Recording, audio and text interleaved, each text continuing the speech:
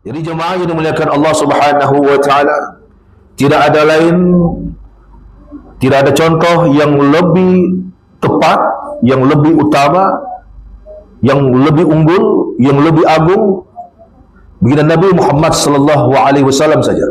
Satu-satu sosok, satu-satunya manusia yang menjadi panduan, pedoman seluruh manusia. Bukan hanya hatta orang Islam, tidak. Hatta Yahudi, hatta Nasrani. Sehingga ada seorang ilmuwan Yahudi itu membuat buku menyenaraikan 100 tokoh yang terkemuka di dunia, terkenal di dunia. Maka siapakah orang yang pertama sekali dia senaraikan? Nah, tidak ada yang lain. Tidak ada George Bush. Tidak ada. Nabi Muhammad sallallahu alaihi wasallam alaih. Padahal dia tidak seakidah, tidak sealiran, tidak sefahaman, tapi menunjukkan pembuktian sejarah itu tidak pernah menipu, cuma kita yang akan menipu. Menunjukkan bahwasanya Nabi sallallahu alaihi wasallam itu memang daripada dulu itu memang menjadi role model. Orang tetap akan memperhatikan tentang akhlak dia. Jadi jemaah yang dimuliakan Allah Subhanahu wa taala, kalaulah baginda Nabi Muhammad sallallahu alaihi wasallam itu menjadi role model kita, ini sebenarnya memang diperakui oleh Allah Subhanahu wa taala. Maka apabila Allah Subhanahu wa taala memperakui, menyatakan, menyarankan, memerintahkan kepada kita, maka kita tidak boleh menjauhi. Tidak boleh lah. Tidak boleh suka-suka. Kau siapa kau punya contoh teladan kau? Saya Cristiano Ronaldo. Jadi kau fokus kau tentang bola sepak saja, mungkinlah. Mungkin bentuk rambut dia macam mana, begitu-gitu saja. Tapi baginda Nabi Muhammad sallallahu alaihi wasallam itu dia full package. Sampai full package yang ada pada Nabi Muhammad sallallahu alaihi wasallam, Allah SWT nyatakan, dia suruh kita, dia perintahkan kepada kita. Apa Allah sebut dalam surah Al-Ahzab ayat yang ke-21, Allah bilang begini, laqad kana lakum fi rasulillahi uswatun hasanah liman kana yarjullah wal yawmul akhir wa zakarallaha katsira. Kata Allah Subhanahu wa taala, sesungguhnya telah ada pada diri Rasulullah sallallahu alaihi wasallam itu suri tauladan yang baik bagi kamu. Allah Subhanahu wa taala pada ayat ini dia menyatakan bahwasanya pada diri Nabi Muhammad sallallahu alaihi wasallam itu ada satu contoh yang sangat terbaik. Untuk siapa? Untuk kamu dulu. Kamu itu siapa? Kembali kepada kita. Hanya khas untuk Islam? No. Semua manusia, hatta jin. Karena jin itu bersyariat juga. Maka tidak ada jalan bangsa-bangsa jin itu untuk bersyariat melainkan berpandu daripada Nabi Muhammad sallallahu alaihi wasallam alaihi. Maka sebab itu kata Allah, sesungguhnya telah ada pada diri Rasulullah itu suri teladan yang baik bagi kamu, sesuai untuk kita ikuti. Walaupun dia bangsa Arab Quraisy, bangsa Arab yang lain pun boleh ikut, Romawi pun boleh ikut, Persia pun boleh ikut, bangsa-bangsa Ajam seluruhnya termasuk kita Ajami pun boleh ikut, boleh berpandukan akhlaknya Nabi Muhammad sallallahu alaihi wasallam alaihi. Lalu apa kata Allah? Suri teladan yang baik itu untuk siapa? Bagi orang-orang yang mengharapkan akan rahmatnya Allah. Ada orang tahu tapi dia tidak mengambil peduli. Dia tahu sudah akhlaknya Nabi Muhammad sallallahu alaihi wasallam begini. Tata cara Nabi beribadah begini. Tata cara Nabi ketika menjadi pemimpin begini. Tata cara Nabi ketika menjadi ahli keluarga, menjadi ketua keluarga, menjadi suami, menjadi datuk, menjadi peniaga, menjadi pekerja. Ada tata cara hidupnya. Ketika Nabi bersama dengan sahabat begini cara dia. Ketika Nabi SAW dengan orang yang lebih tua daripada dia, begini Nabi SAW tata caranya, pergaulan dia, ucapan dia, perbuatan dia.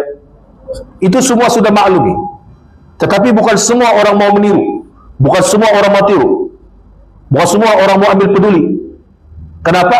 Karena Allah sudah kasih tahu siapa yang ini, yang mengharapkan akan rahmatnya Allah. Mudah-mudahan kita gitu, termasuk orang yang sentiasa mengharapkan rahmat Allah. Apabila kita mengikuti apa contoh akhlak Nabi, sesungguhnya kita sangat mengharapkan rahmat Allah itu kena pada kita. Kita akan mendapatnya. Lalu apalagi? Dan kedatangan hari kiamat, tidak cukup mengharapkan akan rahmat Allah. Orang yang beriman, orang yang bertakwa ini dia sangat mengharapkan apa? Kedatangan hari kiamat, dan dia banyak menyebut akan Allah Subhanahu wa ta'ala. Ini ciri.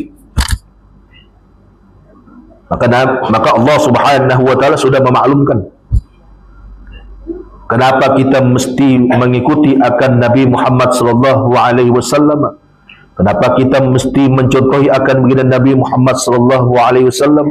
Karena bahwasanya Allah Subhanahu wa taala sudah memaklumkan pada diri Nabi Muhammad itu merupakan satu contoh yang sangat terbaik, yang sangat agung. Keagungannya akhlak Nabi sallallahu alaihi wasallam itu bukan manusia yang mengagungkan, bukan, tapi Al-Khaliq yang menciptakan makhlukin. Kita ini makhluk. Yang menyatakan kemuliaan akhlak, agungnya akhlak Nabi Muhammad SAW itu bukan manusia, bukan, tetapi sang pencipta Al-Khaliq yang menyatakan apa kata Allah Subhanahu wa ta'ala dalam surah Al-Qalam ayat yang keempat. Allah bilang begini, wa innaka la'ala khuluqin azim. Kata Allah, dan sesungguhnya engkau wahai Muhammad berada di atas akhlak yang agung, azim, azam, agung. Mana ada manusia tidak boleh kita bilang engkau bersifat yang agung, tidak boleh. Pisin-pisin kita, tidak boleh. Satu-satunya makhluk yang disebutkan azam, yang sangat agung itu, akhlaknya agung, Nabi. Siapa yang nyatakan? Allah. Bukan orang biasa, bukan Abu Jahal, Abu Lahab, abu-abu yang lain. Tapi Allah Subhanahu wa ta'ala sendiri yang memuji akan akhlaknya Nabi Muhammad sallallahu alaihi wasallam. Maka sebab itu jemaah yang dimuliakan Allah Subhanahu wa ta'ala, maka tepatlah kita membicarakan tentang akhlaknya Nabi Muhammad sallallahu alaihi wasallam, kemuliaan yang ada pada Nabi Muhammad sallallahu alaihi wasallam.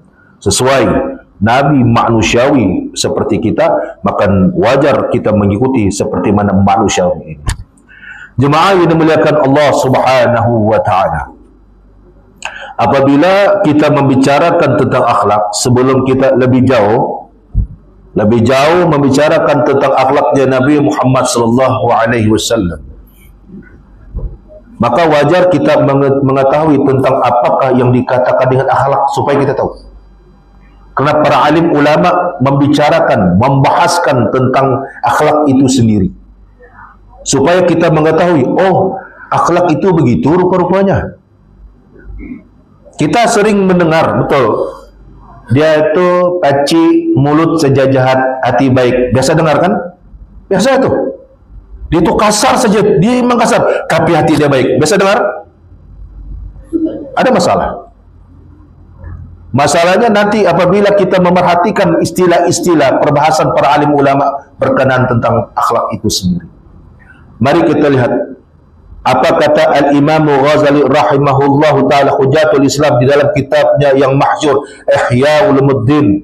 Apa katanya? Dia mendefinisikan tentang akhlak itu. Kata Al-Imam Ghazali rahimahullahu ta'ala, akhlak katanya ialah suatu ungkapan tentang tabiat, hay'ah.